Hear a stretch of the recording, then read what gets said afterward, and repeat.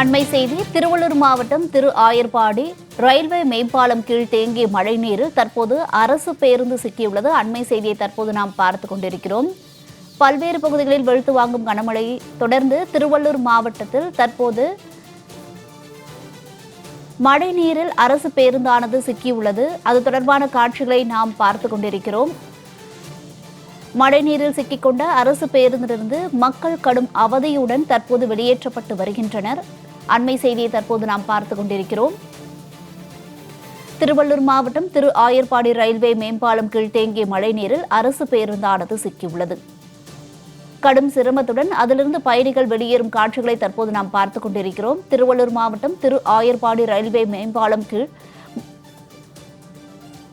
மழைநீர் தேங்கியுள்ளது. அதில் அரசு பேருந்தானது சிக்கிக் கொண்டுள்ளது. கடும் சிரமத்திற்கிடையே தற்போது பயணிகள் அரசு பேருந்து வெளியேறும் காட்சிகளை தற்போது நாம் பார்த்துக் கொண்டிருக்கிறோம். கூடுதல் விவரங்களை வழங்குவதற்காக செய்தியாளர் பார்த்திபன் இணைப்பில் இருக்கிறார். வணக்கம் பார்த்திபன், இது குறித்த விவரங்களை பதிவிடுங்க. வணக்கம் வர்ணியா.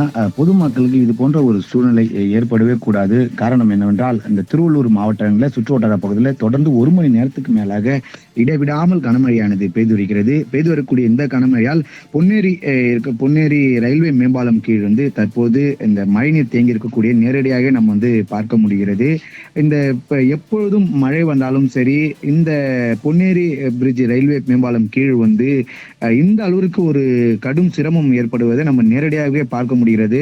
பேருந்தில் பயணம் செய்து வந்த பொதுமக்கள் தற்போது அச்சத்துடனே அந்த பில்லர், அதாவது அந்த ரயில்வே மேம்பாலம் இருக்கக்கூடிய பில்லர் பகுதியில ஒரு அச்சத்துடனே கடந்து செல்லக்கூடிய சூழல் உருவாகி இருக்கிறது. சின்ன குழந்தைகளை, கை குழந்தைகளை தூக்கி கொண்டு இவர்கள் இந்த கடும் சிரமம் அடைந்து வருகிறார்கள். பொன்னேரி பொதுமக்கள் வைக்கக்கூடிய ஒரு மிகப்பெரிய கோரிக்கை, வருடந்தோடும் பெய்யக்கூடிய மழையின் காரணமாக இது போன்ற ஒரு சூழல் இருக்கிறது. ஆனால் தற்பொழுது 1 வாரத்துக்கு மேலாக கடும் வெயில் வாட்டி வைத்த நிலையில திடீரென பெய்திருக்கக்கூடிய இந்த 1 மணி நேரத்துக்கு பெய்யக்கூடிய இந்த மழையின் காரணமாக தற்போது இந்த அவல நிலை பொதுமக்களுக்கு ஏற்பட்டு தொடர்ந்து பொதுமக்கள் வைக்கக்கூடிய ஒரே கோரிக்கை, இந்த ரயில்வே மேம்பாலத்தை தரம் உயர்த்தி தர வேண்டும் என்று பல்வேறு கோரிக்கை வைத்திருக்கிறார்கள். ஆனால் இதுவரை அது நடவடிக்கை எடுக்காத ஒரு சூழல மீண்டும் இந்த அவல நிலைக்கு பொதுமக்கள் தள்ளப்படுகிறார்கள் என்றுதான் நம்ம சொல்லக்கூடிய ஒரு முக்கியமான ஒரு விஷயமாக பார்க்கப்படுகிறது.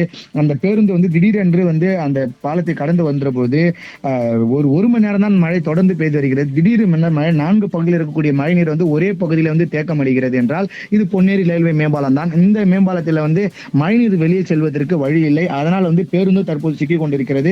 பேருந்தில் வரக்கூடிய பொதுமக்கள் பேருந்திலிருந்து மழைநீர் உயரக்கூடிய தொடங்கி இருக்கக்கூடிய நிலையில பேருந்துல நம்ம இறங்கி கடந்து விடலாம் என்று அச்சத்துடனே கடந்து செல்லக்கூடிய சூழல் உருவாகி இருக்கிறது.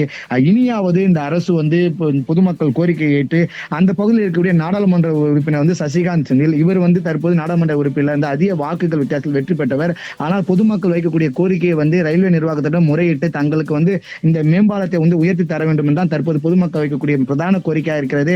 அவர் இந்த பணிகளை பொதுமக்கள் கோரிக்கைகளை ஏற்று இது செய்து தர வேண்டும் என்பதுதான் தற்போது பாதிக்கப்பட்டுள்ள பொதுமக்கள் வைக்கக்கூடிய கோரிக்கை என்பது குறிப்பிடத்தக்கது. வர்ணியா. பார்த்திபன், விவரங்களுக்கு நன்றி.